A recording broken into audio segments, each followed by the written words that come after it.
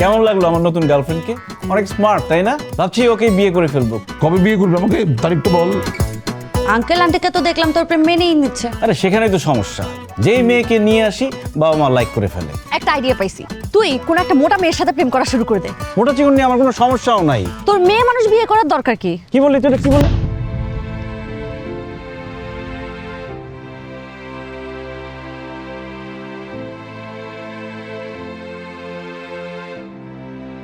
কি ব্যাপার আপু, তুমি এত খুশি? তোমার তো স্যার থাকার কথা।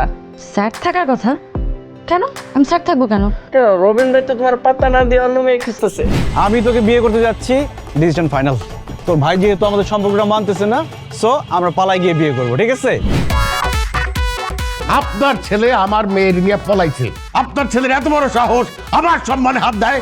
আপনি পলাই গিয়ে বিয়ে করছিলেন, আপনার ছেলেও পলাই গিয়ে বিয়ে করতেছে। বাপকা বেটা না, মুখ সামলে কথা বলবেন আপনি কে আর বাবা।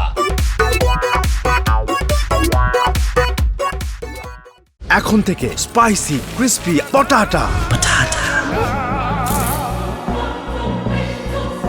প্রাণ পটাটা একটি স্বনির্ভর বিস্কুট।